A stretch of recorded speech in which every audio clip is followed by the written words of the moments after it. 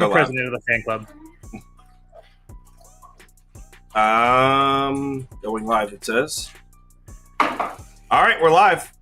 Happy Tuesday to everyone, and it is a very happy Tuesday because the NBA went great for us. I was really pumped about that. I know this is an individual accomplishment, and you guys probably don't care, but I picked every single game in the NBA playoffs, went 50 and 33 against the spread, 60.24%. That shit is hard. That shit is really hard. I was really pumped about that. And then baseball, we had 3 consecutive winning days. So everything is we're in high spirits right now. I see Toast is on a bit of a heater himself. Well, we all think this similarly. So when one of us is hot, like a lot of times the other, like, we're all going to be hot at the same time because a lot of times we think the same. So that text, the screenshot I shared of Toast's text, the reason I shared that is because he doesn't talk like that. He's a volume better. He doesn't go all in on one game. In fact, I don't even know if I've ever seen him put 2.75 units on one game. So I figured for him to be sending me that text, it has to be one that he really, really likes. And the fact that I happen to be on the same side definitely makes it a little better. We'll get to that game. That's actually towards the end, though. So we'll get to that. Let's get started. First up is Braves. Do I have my notes out? Yes. Braves at Tigers. Last night, didn't really have a bet for this one. I said if you can get the Pirates first 5 plus 1.5, it was at minus 130, but I didn't even like that. I'd say Tigers, first 5, team total over 1.5. It's at plus 140. This is a lean, guys. This is just a lean. Trust me, I'm definitely not telling you to go back the Pirates bats right now. This is mostly just playing the angle that Spencer Strider's production has definitely dipped in his last handful of starts. I went through it last night on the show, but through his first 7 starts, he had a 2.51 ERA and a 1.60 FIP. Then he's just fallen off. His numbers in his last 5 starts don't even come close to that. The problem is Detroit's bats are 29th in every major offensive category. If it wasn't for the Cubs, the Tigers would be the coldest lineup against right-handed pitching in baseball.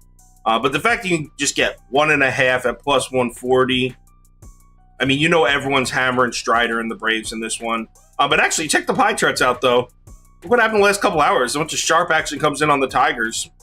So sharps are hitting the Tigers here. I can't really co-sign it. I don't want to spend too much time talking about a game because I don't even really like it. But the reason I would stick to the first 5, if you want to try to go sharp and take a shot here some way with Detroit, Atlanta's bullpen has just been out of this world. They're almost as hot as their bats. So once it gets to the second half of the game, the Atlanta's advantage even gets bigger.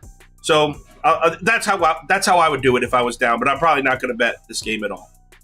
What's good, Eston? I see in the comments. Yeah, Kyle talked way too much about this game. I'm good, pass. I mean, what are we doing?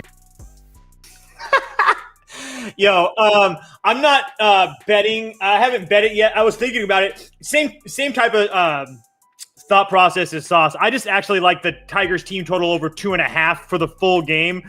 I understand the Braves bullpen has been very good, but they also saw Iglesias for 27 pitches, Nick Anderson 25. Minter's worked 2 of the last 3 nights. They saw McHugh and Jimenez. Jimenez has worked 2 of the last 3. So I really don't even know what the Braves bullpen is looking like today. I expect Strider to have a fantastic day, but 3 runs isn't that much. That's the only way I would play it. So I just went and looked it up, and the best odds you can get on that is minus 105 at Detroit over 2.5, which isn't bad. But all right, let's move on to the next one. This game sucks. Blue Jays at O's, and I'm sticking with what I said last night. I like it. First 5 over 4.5. My angle is I don't like the spot for either starting pitcher, and I'll go through why in 1 second. Just 1 second. Get this in the right spot. First 5, over 4.5, minus 115. Now, so obviously it's Chris Bassett. We already know his production drops off majorly in his road starts. If you've been betting baseball for a couple of years, you already know that. But just in case you haven't, even this year, he's playing right into that same narrative. His ERA at home, 2.18. It's a 4.43 on the road. His whip is an 0.75 at home. At home, Chris Bassett is dominant. But on the road, he becomes a lot more vulnerable. So right off the bat, as soon as I start looking, I know that I want to play Baltimore plus money. And then add on the fact that the Orioles bats have been cold, definitely. But in the last 4 games, they're, pretty much first in every offensive category. So is that enough for you to be like, all right, Orioles bats are out of their slump, 4 games?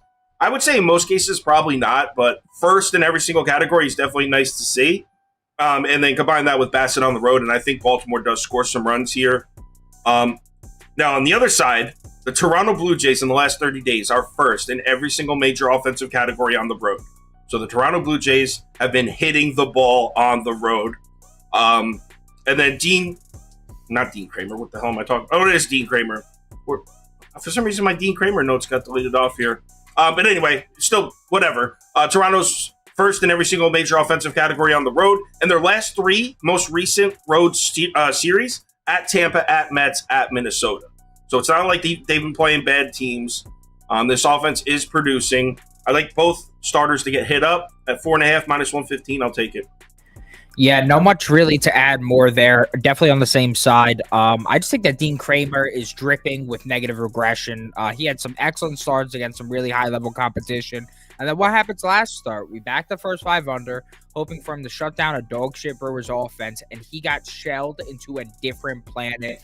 Yep. Blue Jays are now going to be seeing him for the second time this season. The bats are hot on the road.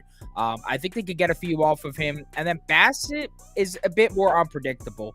We saw during his hot streak of 3 straight, I think 1-run games earlier in the season with 7+ innings. One of those was on the road, and he dealt. So he carried his home momentum into the road start. He dominated in his road start against the Mets. He looked good against the Astros in his last start, which I think it's why it's perfect that he all of a sudden gets lit up here today by those Baltimore Orioles bats. Gunnar Henderson's heating up. He's batting leadoff. Like the direction the Orioles offense is going, especially those last 4 days. There's a reason books are starting to juice the shit out of this. Yeah, line movement does look like there's some sharp action in on Baltimore, and the line reacted to it. Last night at 11 p.m., let me make it bigger so you can see. Last night at 11 p.m., you can see the line was Baltimore plus 120. See the sharp action in on Baltimore. It's now Baltimore plus 103 was the consensus line as of 1 hour ago. So moved almost a full 20 cents there. I'm all over the Blue Jays here today. Blue Jays on the money line for a full unit. Bassett's a guy that I really like. I've never really been a big Chris Bassett guy, but what he's been doing this season in Toronto, you cannot look away from. He had 1 bad start against the Twins. He was having a baby and all that stuff. I kind of give him a break on that. Baltimore seems to be a little bit of a public dog, and I don't really like the Baltimore lineup if you're going to take out Mountcastle and Mullins. Obviously, Kyle talked about how they've struggled at the plate a little bit. So both teams had the day off yesterday, so bullpens are good to go. But I really like Toronto here.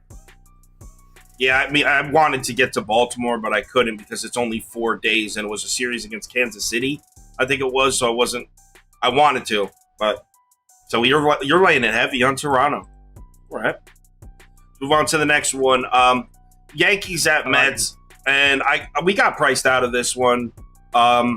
So last night I gave out the Mets at I think minus 140 was the line when we recorded last night. Last time I checked, it was at like minus 165. So the 20-cent movement. Minus 161 is the consensus line right now. So yeah, we got priced out. Public's heavy on the Mets. It's the Yankees without Judge. Max Scherzer at home where he's been a beast. Yada, yada, yada. You already know. So what I think we should do here is either... So if you're saying one bet for this game, I would go here. I would go New York Mets, first 5 minus a half run at plus 100. I think that's what we put on the ticket. What I might do is go Mets money line, Mariners money line, plus 172 parlay. Plus 172, we're talking high risk here. This is not, there's no such thing as a plus 172 play that has a high hit rate. But I like both these teams, and I hate both of their prices at home.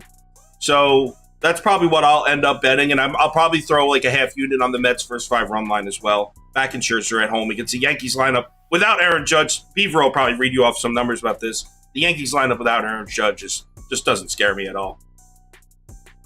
Yeah, give me a SGP here. Taking a book out of a page out of Kyle's playbook from last year. Give me the Mets money line, and give me the Yankees team total under 4.5. Yankees are now 15-3 to this team total under without Aaron Judge this season. They're going to be facing Max Scherzer, who is red hot at home thus far. What? Oh, minus 115. At home thus far, we got Max Scherzer through 18 innings of work, 0.5 ERA, 176 WOBA, 188 FIP. I'm just not scared of these Yankees bats whatsoever without Aaron Judge. The last 6 games, they've hit 4+ runs, nevertheless 5+ runs, just once, averaging 2.8. They're still coming off Sunday Night Baseball. I know they had a day in between, but they're coming off Sunday Night Baseball. They're going to be on the road. I think those bats could definitely come out flat here, and I think Scherzer continues to dominate. On the other side is Luis Severino, and I mean the last 2 starts were just truly terrible. 507 WOBA, 1149 FIP. I mean, I could excuse the Dodgers start, but getting bullied by the White Sox bats at home is next level putrid. He allowed 6 home runs during that start. And the Mets over the last 10 days are 6 in ISO against righties. So if we could just get 2 dingers in our pocket, then I think the Mets win this game comfortably. Robertson, Ottavino, Rayleigh, all rested. And if Scherzer goes deep like we think he can, I trust him to close it out and hold him under this total. I do like how the Mets bullpen is rested, and this might be what you just said about Severino giving up a lot of power to righties recently, and the Mets with a high isolated power number against right-handed pitching. This might be a spot to look for a Dinger Tuesday bet. Just saying. I'm on the Mets run line, minus 1.5 at plus 130 or 125, whatever it is. Look, I just think that Scherzer at home is a bet on guy for me right now. What I'm looking at as far as VSiN, I'm seeing 64% of the money on the Yankees, 53% of the bets. So tending to be a little bit of a public dog. But yeah, Francisco Lindor over 1.5 total bases at plus 110 too. I just think that this Mets team, it's sooner or later they're going to break out. The Yankees are obviously not the same without Judge. I'm more than willing to take a chance here. Yeah, and the only reason that I'm not playing that first 5 is because I do worry about Sevy having back-to-back crappy performances. I could see him pitching well and maybe the Mets winning late, but we'll see. And he said, someone in the comments said, Yanks on the road, what, that 20-minute trip across the city? If there's traffic, it's more than 20 minutes. But no, it's not necessarily just that it's that they're playing in an away ballpark and batting first instead of second. So there's a lot of differences there. All right, let's move on to the next one. Rockies at Red Sox. I wanted to take Colorado. I said last night I like Colorado and the under. Problem is sharp action all over Colorado, and this line moves the wrong way. It opened at minus 215. It got all the way up to minus 240. I think it's showing around minus 225, 230 now for the Red Sox, but I don't think there's any reason for me to try to force a Rockies bet here because I think the under is so juicy looking that I think I can bet this heavy enough to not even try the Rockies. So I like the under, and I know taking an under with Cutter Crawford on the mound is kind of terrifying, but the Rockies lineup against right-handed pitching has really cooled down. They were hitting righties at an efficient rate earlier in the season, but in the last 30 days, sure, they're first in average and fourth in OPS, but they play in Coors Field. Look at their WRC plus numbers. It's all the way down at 18th, indicating that their ballpark has been very advantageous to their offensive production against right-handed pitching. Me and Toast actually talked about this on the phone yesterday, and Prop Beaver was right. We were trying to figure out how the Rockies are fourth in OPS, but 18th in WRC plus, and that's because a lot of their production have come against home games in Coors Field when the weather everything is favorable towards scoring runs. So I don't know how much I really trust the Rockies lineup, how many runs you could really count on from them here. And then on the other side, the Red Sox bats, man. I mean, in the last 30 days, they're 25th in OPS, 25th in WRC plus. This is against right-handed pitching. Even if you're not the biggest believer in Chase Anderson, believe that the Red Sox bats aren't hitting because that's a fact. I think it's a little bit on the sharp side because people are looking at these 2 starting pitchers and probably thinking an over, especially in Fenway Park. Well, actually, it would be more so in Coors Field. But, yeah, I'll play the under. Yeah, definitely like the under here. Just going to keep fading these two truly horrendous offenses. I don't really care who is on the mound. But the other play I'm looking at here is Cutter Crawford over 4.5 Ks at -130. The Rockies have just been strikeout machines as of late, and I even tried backing them at Coors, expecting some a little bit of value, considering they were just going over and over and over on the road. But even at home, they got struck out 7 times by Alex Cobb. They got struck out 12 times by fucking Blake Snell, who has zero command on the road. I mean, this team is just whiffing at almost everything they see. Now we got the Rockies, who allowed their last 1, 2, 3, 4, 5, 6, 7 righties they've faced over this mark. Most of them going over 6, nevertheless over 4.5. Cutter Crawford as a starter has cashed his last 1, 2, 3, 4 of 6 games. And then on top of that, if you just look at his props I cash chart, he's gone under 7 straight games. Some cappers, the less experienced ones, will look at that and go, we got to bet the under at the plus price. But if you look at him as a starter, the guy's 3-1 on the line this year at -130. BallparkPal.com is projecting him for 5.5. The only thing that I want to wait and see on is how many lefties the Rockies are going to start in their lineup today. Right now, it's projected 1, 2, 3, 4, 5, 6. Cutter Crawford has a massive difference in splits against lefties and righties in terms of strikeouts. Against lefties, he has a fat 32.1 K percentage. Against righties, he's got a 15.2 percentage. Right now, it says there's going to be 6 in the lineup, and if that's the case, I'm all over it. I'm actually going to jump on this as soon as the show is over. Did you say Blake Snell had 12 strikeouts? In Coors. Oh, my God. All right, Toast, you got a play on this one? Not really. I really wanted to bet the Rockies, but I didn't want to test it after cashing with them yesterday and the way that they cashed yesterday. Woo! That was nice. If I had to make a play on it, I would pick 2 Rockies hitters. Their 2 best hitters right now, Ryan McMahon and Nolan Jones. I know people don't know who Nolan Jones is, but he's the guy that just walked it off, that took the win away from Blake Snell in the 9th. He's got some pop in his bat. So those are 2 guys to look at, but I don't really have a play. Nolan Jones has been our hero these last 2 days. We are big Nolan Jones guys. Did you see that? Did you see that catch Nolan Jones made? Oh yeah! Oh my God! Yeah, I didn't think you guys would know who he was, so I didn't want to go on about it. But I'm happy about it. Hell yeah! I noticed he's been hot, and then he made that huge walk off. Then yesterday he made the huge catch. Nolan Jones is officially on the Sauce Network radar. The guy's been dope. All right, I love to hear it. Yeah, big fan, big supporter of Nolan Jones. As long as he keeps cashing my bets. All right, let's move on to the next one. Brewers at Twins. I'm on the Brewers. I'm going to let Prop Beaver take it. This was his pick, and he likes it a lot. So, didn't we get an even pick 'em? We got a plus 105. I was going to say, it should be plus money, baby. That's what I thought. Yeah. I was just looking at the line open. So, all right, anyway, go ahead. I'm happy that I read some context clues, and my guy Toast seems to be on the same side. I just think that this price is fucking ridiculous. Corbin Burns at a plus price when he's just found his groove. Pablo Lopez at home, and he keeps getting shelled by dog shit lineups. Sign me up for the Brew Crew. Corbin Burns over his last 3 starts is on the heater of all heaters, 171 ERA, 166 WOBA, 261 FIP, and he faced some high-level competition during that span. He's now about to pitch on the road, where he's been much better, and on top of that, because of the Twins' injuries, they got to start 5 lefties today. On the road against lefties this season, a season that has been bad by Burns standards. He's a 207 WOBA, 0.89 whip, and 0.5 home runs per 9 against lefties on the road. Absolutely dominating. And then look at the Twins lineup over the last 10 days against righties. 25th in WRC+, 22nd in ISO, and most importantly,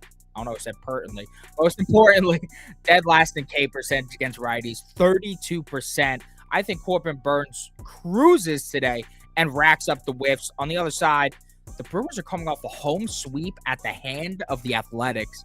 Most would say, what the hell are you doing backing this team? They're evidently dog shit. But it only makes me like the spot more, because getting swept by a team who teeters on full-blown tanking is the wake-up call of all wake-up calls. We saw the Pirates smash the Mets for 14 runs the day after losing their home series to Oakland. We saw the Braves bats wake up as well after losing their home series to Oakland. I think the Brewers bats will be heavily motivated in this one. The Brewers bat sucks. No need to bring it up, but I don't think it really matters. Lopez at home allowed 4+ runs to Cleveland, KC, and Washington. All 3 lineups did bottom 5 in WRC plus against righties this year, and at home he's rocking a 6.11 ERA and a 1.3 WHIP. I think the Brewers bats do just enough here. Add in the fact that Milwaukee's pen is actually starting to catch a little bit of groove lately, and they're edging out Minnesota and Woba and Fip over the last 2 weeks. I'm rolling with the Brew Crew at the plus price. Let's go, Burns. Yeah, I like it. Toast, I don't know if you saw the video last night, but there might, if the Brewers win and win decisively today, I think we could officially say there's a pattern. If you lose to Oakland, you get hot, because the Pirates scored 14 runs off of their loss to Oakland. The Braves lost the series to Oakland and went on a rampage. They've been hot ever since. I like that. If you lose to Oakland, you get hot. Let's keep it going, Brewers. I like that. Yeah, I love Milwaukee here. I can't really add much to it except for this is like the one spot. I've said it multiple times on this show. I say it over and over again. I love taking teams that look dog shit on a homestand and that first game out on the road. Now you're going to give me Corbin Burns at plus money. And like Beaver already said, he's finding his groove. Pablo Lopez is a wee bit overrated at this point now. So yeah, I love Milwaukee here. All right, we're all on the same page. Brew Crew, next game. Giants at Cardinals. I like the Cards here. You could go full game or first five. I gave out first five last night. I'm still on first five, but I wouldn't blame you for going full game too. I know the Cardinals don't have Helsley in their bullpen. Is he hurt? He's hurt, right? He's on the IL. Yeah. Yeah, so he's hurt. But that being said, they have Gallegos available, and then they have their eighth inning guy. Well, their eighth inning guy now. So even though the Cardinals bullpen is a little bit taxed and no Helsley, I still think there's enough to get the win here. So I still would condone a Cardinals full game bet. But if you had to, if you put a gun to my head, so what's the better value? I would probably say first five money line. Alex Cobb on the road. Prop Beaver literally called this dude the Cobster. And ever since he said that, like, I just can't get myself around to bet on this guy, the Cobster. And he thought it was a sweet nickname when he said it too. Kind of like you and Schmitty. You thought that was really cool, didn't you? It was sweet. All right. So anyway, Alex Cobb on the road. Alex Cobb's home away splits. Probably don't have to tell you about that. You probably already know. I mean, you look at his production drop off from his numbers at home to numbers on the road. It's night and day. Well, actually, I mean, he's got like a 4.46 ERA on the road, so which isn't terrible. But his ERA at home is a 1.43 and a 2.90 FIP. So significant difference between his production at home and on the road. And then the part I like even more than that is he actually started the season off with 2 or 3 really good road starts. So all of the bad numbers we're seeing from Cobb on the road have all happened recently. His last 3 road starts were all bad. He got hit up in Colorado, Milwaukee, and Minnesota. You could make an argument that the Cardinals lineup is more dangerous than all 3 of them right now. I mean, Cardinals in the last 7 days, last 14 days, they kind of went like this, dip, and then back up. But the Cardinals, if you look at my camera moves with my face. The Cardinals have been hitting righties in the last 7 days. They're top 10 in basically every offensive category. Same goes for the last 30. I don't have a ton of trust in this Cardinals lineup, but I'm down to fade the Cobster on the road. And then Jack Flaherty. Look at his recent production. I mean, we were guilty of talking some shit about Jack Flaherty. Rewind about a month and a half ago because he screwed us on that Angels first 5 game. Oh my God, he gave up like 11 runs in the first 5. But if you look at his last, let me see if I have it written down. So his first, here it is. So Jack Flaherty, his first 8 starts of the season, he had a 6.18 ERA, 1.73 WHIP, and a 5.64 FIP. Absolutely terrible numbers. His last 5 starts, a 1.50 ERA and a 2.57 FIP. I mean, those are elite-looking numbers. Jack Flaherty has really turned his season around.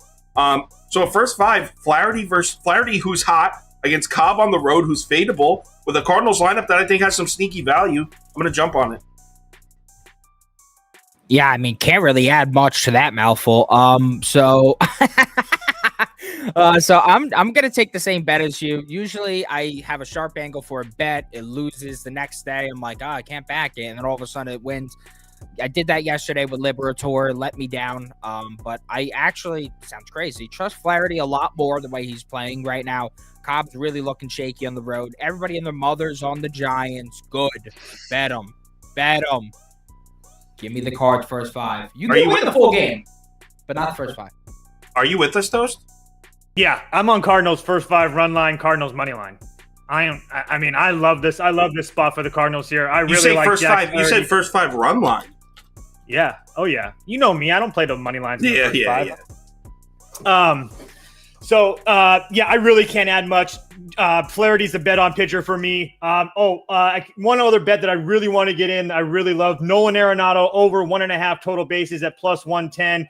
Dude is absolutely on fire right now. In the last 15 days, he's got a 0.583 WOBA. 4 barrels, 4 homers, and he's 3 for 6 off of Cobb with a double and a homer already. So I like Arenado, and I really can't add much to what you guys have already said. But yeah, all over the Cardinals here today. Comments on the Giants, money's on the Giants, all over the Cardinals. Yeah. Public being on the Giants was just the icing on the cake this morning. I wasn't even expecting that, to be honest. I thought the action was going to be pretty split. But so did I. Actions on the Giants confirms my suspicion.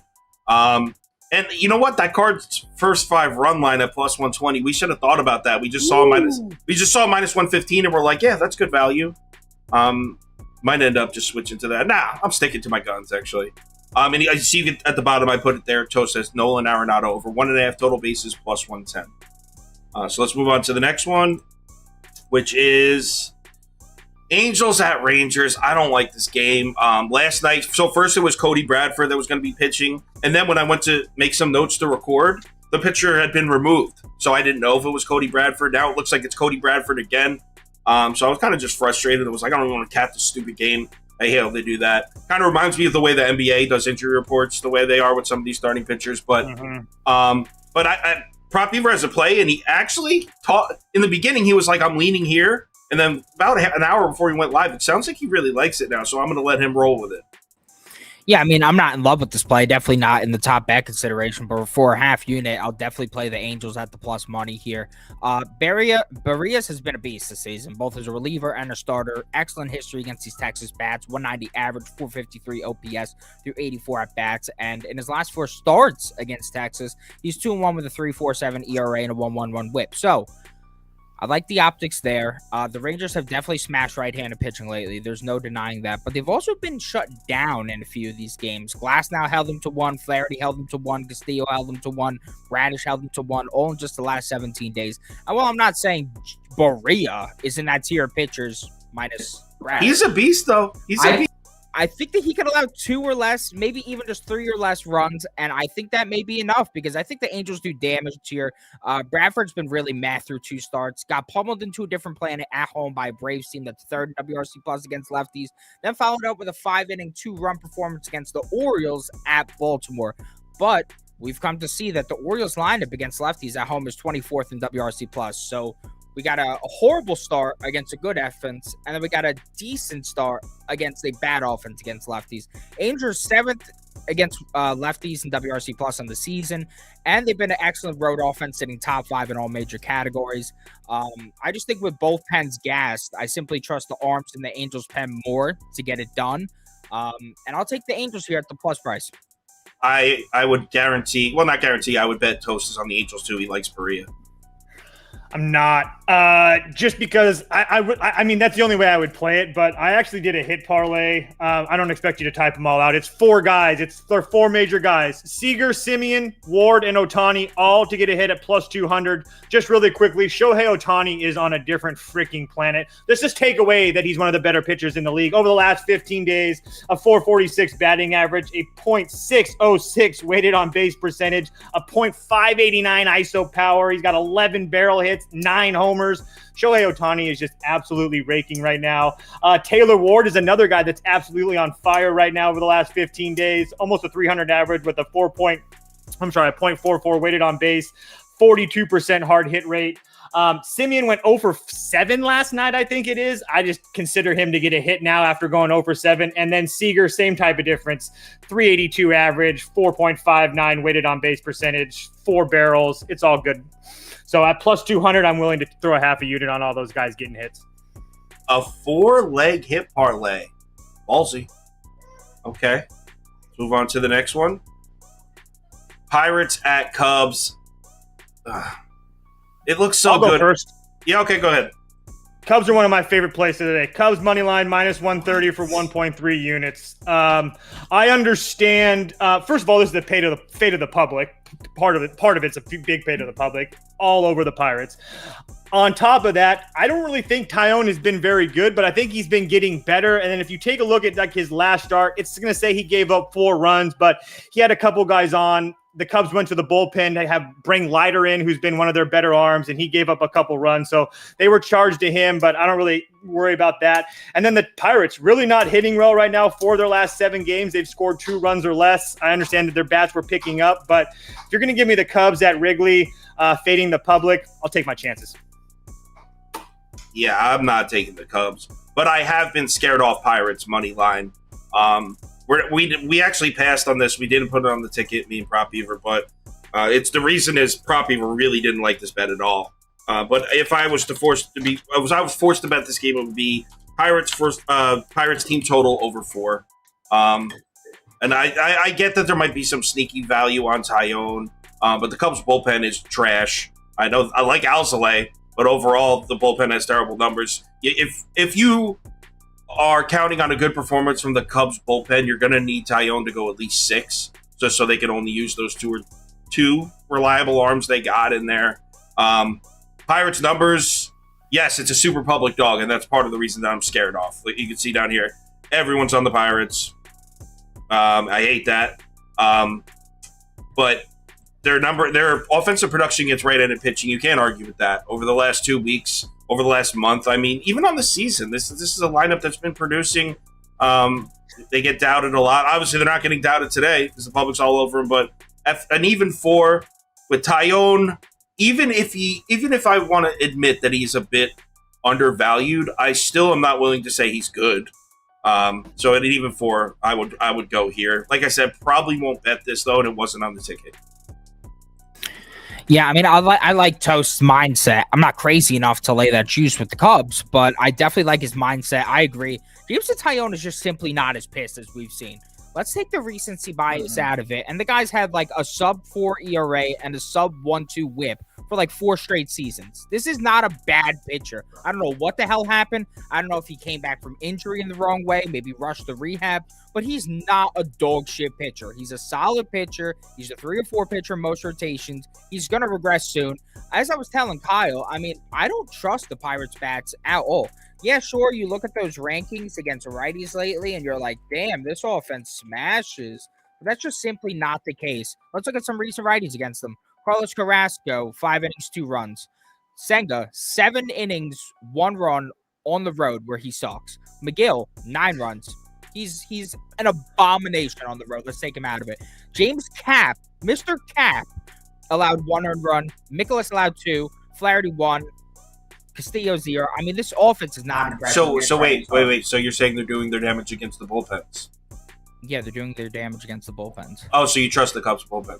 Okay, no, but then again, go look at the Pirates' like overall game logs in terms of scoring as well. We got 2, 1, 5, 2, 5, 2, 4. What is impressing you? The numbers are absolutely fraudulent. Good luck with your square ass play. I wouldn't say I was impressed. I would say I was impressed. But you know what? Real quick, can you look up some numbers for me, Prop Beaver? I would like to see the opponent's score total in the Jameson Tyone starts this year, please. Go ahead. I'll wait.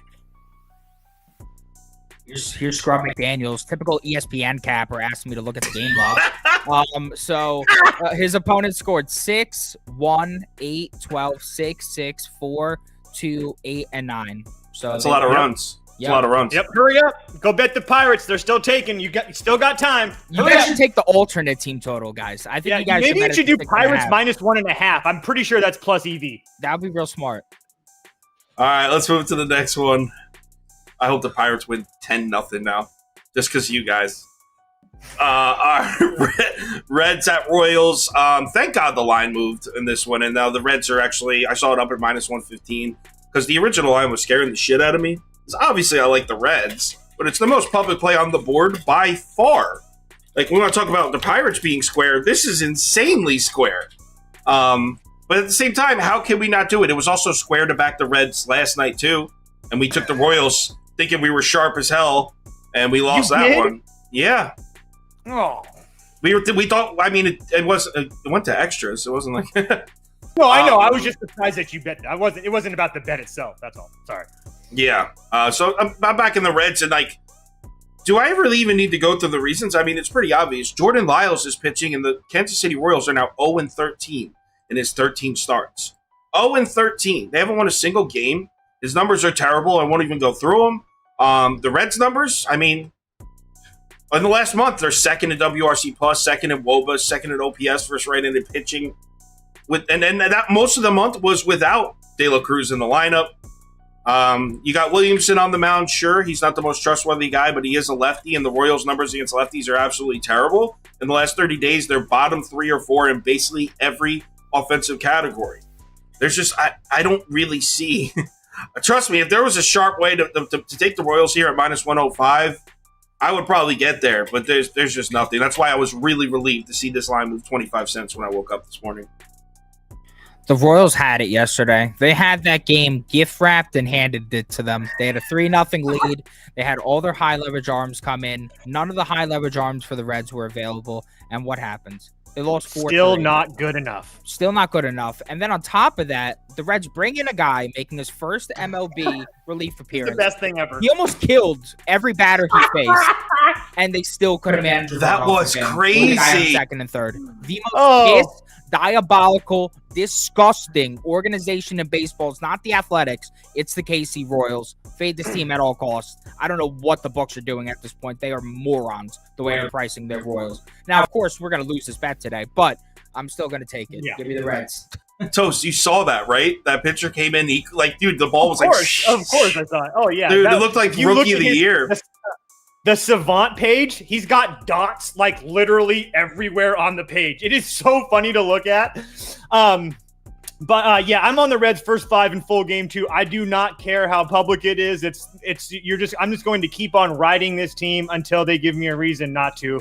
I will say, did it scare the hell out of me when I saw this line at KC minus 140 to start with? Like, yeah, I mean, obviously, the books aren't retarded. I mean, they know what they're doing. So, but again, I just cannot not take this Reds team right now. So, that's all I got for you. All right, let's move on to the next one. Nats at Astros. Last night I said Houston team total or pass. This is just a pass for me. Just huge line. I mean, this one opened up Houston minus 360. So I don't know if Corbin was originally scheduled to pitch or what that was. It's at minus 260 now. Trust me, if there's one guy on YouTube that would love to go sharp and back Patrick Corbin in the first 5, you're watching his channel right now. Like, I love doing that. But this is not it. I mean, the Houston Astros lineup it's literally caught fire against left-handed pitching. And this is not a lineup that was hitting lefties for most of the season. In fact, they were bottom half of the league against lefties for, 75-80% of this season? But in the last 2 weeks, they're top 2 or 3 in every single category against left-handed pitching. Truly a nightmare spot for Corbin. And I love backing my guy Corbin. I think he's one of the most undervalued pitchers in baseball because people love to joke like Patrick Corbin sucks, and it's like, Patrick Corbin's like actually pretty good sometimes, and you can find value betting him, but I can't do it here. Yeah, I mean, pass. If anything, I'd consider the Astros first 5 team total over 2.5. But the fact of the matter is, even Corbin in some of these rocky road starts, remember against KC, he specifically allowed his damage to be done in the 6th and 7th inning. So, yeah, I don't know. This game is gross. No need to talk about it. Yeah, the only way I would play it is Nats first 5. It's the only way I'd look. So that's all I got. Passes across the board there. Yeah, I mean, I don't think there's a ton of betting value. Let's move on to the next one. Guardians at Padres. It's definitely such a square public dog, but I'm on the gods. Give me Cleveland money line plus 145. Oh, it's down to 135, I think now. To be honest, to be fair, I'm not gonna jump off the Guardians train. They've been paying me out so much recently. I mean, Cleveland. Let me go to my notes actually. All right, Cleveland Guardians are now 6-2 in their last 8. This is the important part. Not just that they've won 6 of their last 8 games. they're one of the hottest offenses in baseball. Yes, the Cleveland Guardians. In the last 14 days, they're top 3 or 4 in basically every offensive category against right-handed pitching. That's the graphic I used last night. Crushing righties. Look, I like Joe Musgrove. San Diego's just 2-4 in his last 6 starts, though. They haven't given this dude a ton of help. I know in last night's video, I put up Joe Musgrove's numbers at home this year. A little bit tongue-in-cheek because one of his home starts is like that stupid-ass Mexico City game where he just got hit into another planet, but they were playing 9,000 feet above sea level, the dumbest shit ever. I don't know why they even did that, but that's another video. So Musgrove's numbers at home are a bit skewed because of that. But still, he did get rocked by, I think it was Boston at home, and I think that was only 2 or 3 starts. No, maybe like 3 or 4 starts ago. Either way, I like Musgrove. This isn't a fade of Musgrove. This is a bet on Tanner Bybee against the Padres bats, and this is a trust in the Cleveland Guardians bats at this price. This isn't me coming in here and saying, yo, I think the Guardians are the better team, plus 135. I'm just saying if you match everything up, sure, I like Musgrove, but I also like Tanner Bybee, and I don't really trust the Padres bats. And then bullpen-wise, you can't even make the argument that San Diego can compete with Cleveland. Cleveland's had one of the most reliable bullpens all season. Last 14 days, last 30 days, full season, all better than San Diego. Guardians bullpen is elite. Toast is a homer, and he's not seeing this game clearly. I'm just saying that I know for a fact that the Padres pitching over the last month has been like top 5 in the league. So, go ahead, Beaver. In the last 30 days, Cleveland is better. I have the graphic from last night's video. Yeah, I mean, this is just Guardians or pass, more so a pass. I'm not betting a Padres game until a clear trend forms. And if I did have to bet a trend. What is the trend? They win by 2. Or they lose. That doesn't help my decision much. Okay. I mean, if you want to do a little arbitrage, take plus money on both sides. That's the way to do it. But yeah, gonna pass here. Okay, enough with the BS here. It's Padres minus 1.5. That's the play. You can call me a homer all you want, but since Joe Musgrove went to Boston, he has been absolutely untouchable. He fixed his arm angle, and ever since then, I mean, 6 1/3, 1 run against the Yankees, 6 innings, 1 run against Miami, 5 innings, 1 run against Seattle, and the bullpen let it down. So until a team shows me that they can score on Joe Musgrove, I'm going to back him in the Padres. Padres have their full bullpen rested and ready to go as well. Yeah, it's all over the Padres here tonight. Yeah, that's not a winning bet right there. Minus 1.5 too against the Guardians. No one ever scores on the Guardians. Oh no! All right, let's move to the next. Let's move to the next game. Oh wait, it's time for Toast's 2.75 unit bet. So let's give him the mic. The text I sent out on tweet, he's putting 2.75 units on one game, which is not like him. He's not that type of bettor. So go ahead, you have the floor. It's the Seattle Mariners money line.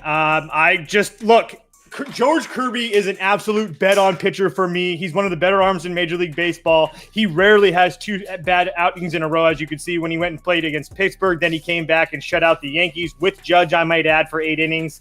They ended up losing that game, but he still pitched lights out. The last time out against the Padres, he didn't really look good, so I expect a big bounce-back performance to him.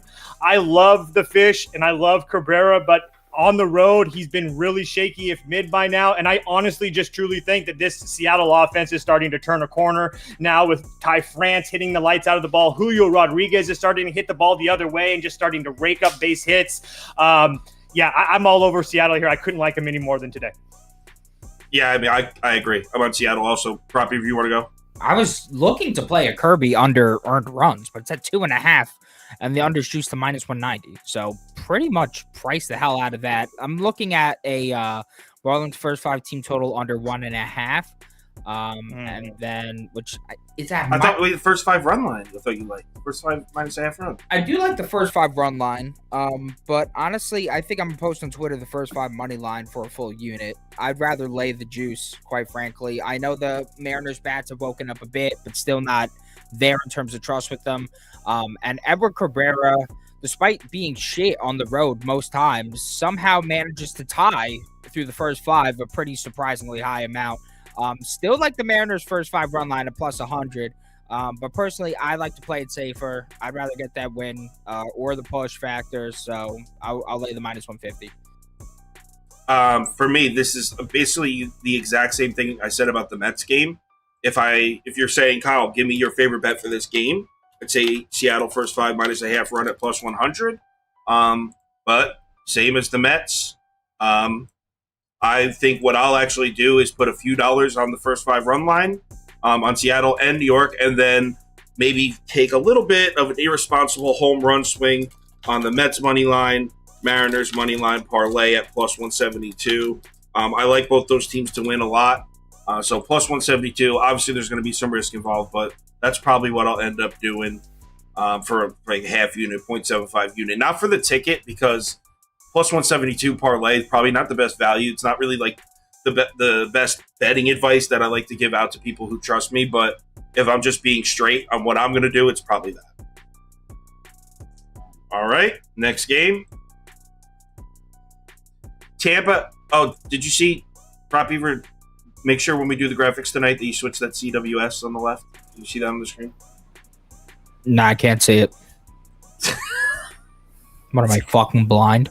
I don't know if you're looking at. I don't know if you're looking. All right, we froze up. Oh man, am I fucking blind? He says. All right, we're back. Tampa at Oakland. All right, so I passed last night on this one, and then when I looked this morning, we still didn't know who was pitching for Tampa. It says Beeks now. I probably would go just some Oakland first 5 plus a half run or something. I really don't know, so I'll just put pass. We kind of got screwed on this one as far as the starting pitchers. If Beaver or Toast have an angle on Oakland, I'm all ears and I'm down to tail. But to be honest, I didn't look at the game because every time I looked, we didn't know who was pitching. I got an angle on Oakland. Oakland team total over 3.5 at plus 100. First of all, they're one of the hottest teams in baseball right now, regardless of how they played earlier in the season. Second of all, they're going to be playing in front of pretty much a sold out crowd for the first time all season. They've got that whole thing going on with all the fans buying tickets to shove it to the owners so they can all wear shirts for sale. I think it's going to be an awesome atmosphere tonight in Oakland.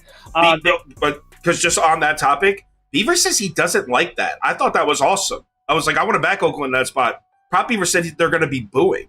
So I agree with you, though. Not Prop Beaver. I don't know. Why would they boo, Beaver? I mean, dude, I'm a newcomer to the whole baseball capping scene. I have no fucking clue. I made a hypothesis, and now Kyle's sharing it on the show as if I made a bold declaration. I thought it was a bold declaration. My bad. If you're next time you're making a hypothesis, just preface it and be like, "Hey, Kyle, this is just a hypothesis. I don't really think that." I mean, I could see it being a weird spot for them. I mean, I don't know, but I just think that it's. At 3.5, that Rays bullpen's been shaky at best. And finally playing in front of some people, I got to do it. Rays first 5 team total over 2.5 minus 125. There's a lefty on the mound for the A's. Do I need to say more? No. So I'm not going to say more. Lefties against Tampa continue to get smacked into a different century. Hogan Harris has definitely looked good as the primary pitcher in his last few games. There's definitely no denying that. But who the hell did he face? Pittsburgh objectively sucks. Miami against lefties were good, but now over the last month they've actually been much better against righties. And then Houston, who at the time's bats were dead as dirt. So yeah, I think the Rays could go up there and light this kid into a different planet. Like the value, even at minus 125. Actually, you know what I'm going to do? Having listened to both what you guys just said, I'm just going to play the game over. Oh, let me see what it's at. I mean, you were saying Tampa Bay is going to score runs. 9 is it at? All right, so give me over 9. I'll put a few dollars on that. I looked at that and I got pissed off yesterday. I had over 7.5 yesterday at plus 100. Gave it out, went up to 8.5, landed on 7. That happens. So yeah, whatever. I'll say over. Move on to the next game. Is Hogan Harris really starting, right? Or he's the primary pitcher? I mean, nah, I went on MLB lineups.com and not lineups.com. What the hell am I saying? I went on RotoWire and I went to the game and it didn't signify that he's the primary pitcher. They have him listed as the true starter. Yeah, he's listed as true starter in Action Network. He made his first true start last game against the Pirates. So maybe he actually is starting games now, and that stupid trend of like, I think he's going to start is finally over. This next one, so I went back and forth a bunch of times on this one, this Arizona game. Last night on the YouTube video, I said Arizona or pass. I actually think I've changed teams, and I think late night I might bet the Phillies here. I'm going to put Phillies money line minus 130 on the screen, but not one of my favorite bets. But the more I looked at it this morning, the more I kind of like the Phillies. So Zach Wheeler's numbers on the road, if you are a believer in FIP, then you should almost disregard him because the dude's got a 2.24 FIP on the road, indicating that he's had the worst luck of any starting pitcher in baseball in his road starts. Now, the part what kind of messes that up a little bit is that Zach Wheeler's struggles on the road date back multiple seasons. And that's where it kind of fucks with me a little. Because, like, he struggled on the road for, last 3 years now. So it's not like this is a new phenomenon. But on top of that, let's get off of Zach Wheeler then. Let's look at the rest of the angles for this game. The D-backs' bats are falling off a little bit. I mean, if you rewind back a month, Arizona was hitting the ball. Arizona at home was like a must bet. Arizona against righties, they were smashing righties. I loved backing this D-backs lineup, especially at home in Phoenix. Are they in Phoenix? Toast, are they in Phoenix? They are? Okay, so especially at home in Phoenix. Zach Davies is on the mound. Kyle Schwarber's got 4 career homers on this guy. Phillies lineup lifetime has got a .495 slugging percent against Davies. Now, to be fair, most of those at-bats came probably in 2019, a long time ago. This is probably a private bet I'm going to put down late. I'll probably back the Phillies. Not kicking the door down to get you to tell me, though. Yeah, I mean, I get where they're coming from. I wouldn't bet this game because I would bet the Diamondbacks no matter what. The Diamondbacks are the better team. I like them in all facets. They continue to be undervalued despite being one of the best teams in baseball. That's what I would bet. But it makes a ton of sense because, as you said, the positive regression is definitely on the way for Wheeler. I don't know when it's going to come because, truthfully, Wheeler's sucked on the road for multiple years now. So who the hell is to say that he's really getting all this unlucky? Maybe the guy just stinks on the road and he's been lucky on the road for 5 years and going. So I think that he's due for positive regression, but I'm not as confident backing him against Arizona. Sure, Arizona's cooled down a little bit, but they just went to Detroit and rocked Lorenzen for 6, murdered Jake Irvin, but who doesn't, murdered Mike Soroka. I think these offensive bats are still ones I trust. Phillies bats have definitely waken up a bit lately. Zach Davies is not a guy I'm looking to back either.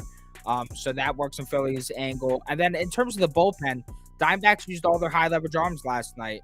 Philly used none of them. That's where really I think this game is won. So if you're backing the Phillies, you're betting on the Phillies pen to come through and for them to win in the late innings. Problem is, I don't even trust the high leverage arms of the Phillies pen. I can see the Diamondbacks shelling them and winning yet another game. So that's why I bet. So you thinking? Are you thinking Kyle Schwarber Digger Tuesday spot? No. It's all. I mean, him and Vlad both have 4 homers against their guy, but they're boosted all over FanDuel. Their pictures are everywhere. I don't want any part of that crap. Right. But he'll probably hit a home run. But yeah, Beaver said it for me. This is a huge mismatch for me is when we get later into the ball game. I do think that Zach Wheeler is obviously a much better pitcher than Zach Davies, and I do trust him with that FIP that Kyle talked about. I do trust him to be well tonight. And then on top of that, like Beaver said, the bullpen for Arizona, Castro, who gave up some runs last night, pitched 24 pitches. I mean, if he's available, I'm sure the Phillies would gladly welcome him to the ball game. Andrew Chafin's went the last 2 nights. Austin Adams went 2 of the last 3 nights. Kyle Nelson's went 2 out of the last 3 nights. It's just slim pickings down there in the Arizona bullpen. So, I just think it's too good of a price to pass up for the Phillies. So I'm all over the Phillies money line at minus 130.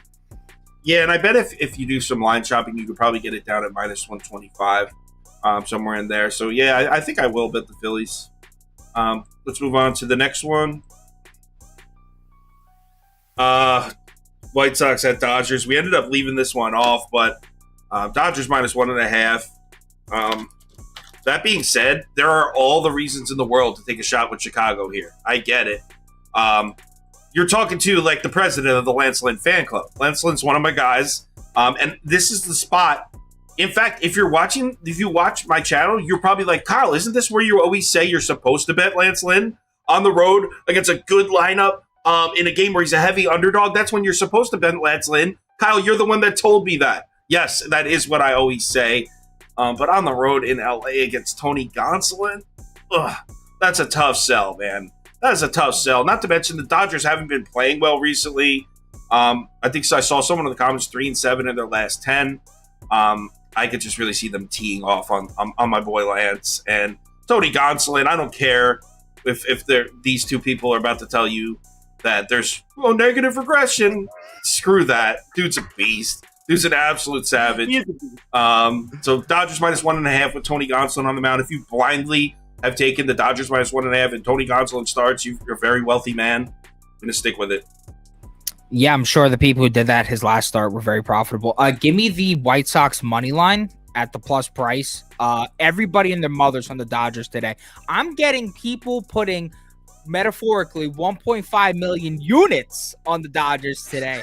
Get the fuck out of here. I think that Lance Lynn could go in and deal. He's coming off 2 straight horrendous starts. Value could not be any lower on him from a betting perspective. And would you be shocked to come in, ramp that belly up, and go out and deal? No. I think that he could go out there and do it. And I mean, who the hell are the Dodgers to be priced like this right now? I know the Dodgers are the Dodgers. Obviously, they're one of the best teams in baseball, yada fucking yada. But look at the recent game logs. 2-6 in the last 8 games. 2-6. They lost to the Phillies in these games. They lost to the Reds in these games. And they lost to Yankees, one of which was outjudged in these games. And you guys want to lay -200 or back that run line? Meanwhile, the White Sox pen has been red hot. They've been quite solid. Dodgers bullpen has been vulnerable as all hell lately. 2 different bullpen days in that Yankees series. Give me the Sox, baby. Give me the Sox. We're coming, and we ain't backing down. It's for you, Kyle. You freaking public Pete wannabe boy. It's the White Sox for me on the first 5. I really like them here today, and here's why. Look, I talked about it in other spots. The White Sox looked like absolute dog shit at home in their last series against Miami, losing the last 2 games in the 8th and the 9th inning. And now you got to fly out to LA. But like I told you, when I faded Tony Gonsolin his last start and won, his underlying numbers this year are not the same. And I don't do that with a happy smile on my face either. I just want you guys to know that Tony Gonsolin, since I've been quoted him, the rent payer is 24-3 his last 3 years as a Dodger starting pitcher. So to Kyle's point, we have made hand over fist money with this guy on the mound. But like he also said, we're getting Lance Lynn in his best start, our best spot. I think when you have him pissed off. And then, oh, by the way, has he pitched well in Dodger Stadium at all? Well, it's been a while, but his last 2 starts in Dodger Stadium, 13 innings, 15 strikeouts, only 3 runs. I understand it's not the same Dodger team, but I wouldn't bring your kids to LA tonight if you're going to watch this game, because you're going to see a lot of crotch grabbing and a lot of FUs from Lance Lynn. It's about to go down. Dodgers coming home from a 6-game West Coast or East Coast road trip as well. I understand they had a day off, but it's still a fade spot for me. White Sox first 5. Okay.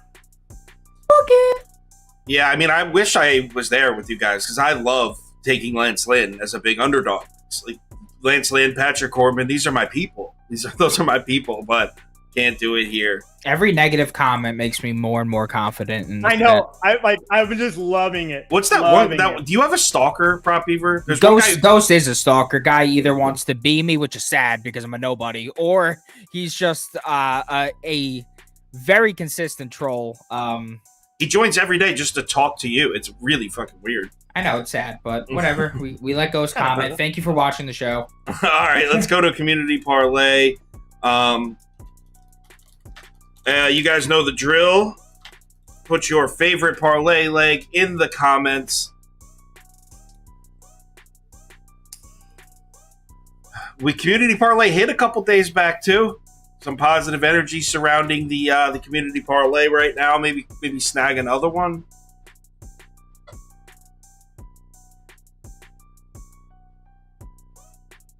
Let's see. Waiting for the comments. They're usually about 20 seconds behind. So, you have the sportsbook open? Yep. Oh, here, I'll just give you guys really quickly a couple guys I'm looking at today. Arenado, Lindor, Schwarber, all those guys for total bases. Yeah. Someone just said the Marlins. Okay, wow. Okay, let's look at Marlins, Reds, Giants, Rockies. Those are the first 4 I saw. Marlins, Reds, Giants, Rockies. See what that's at. We might have to take one of those out.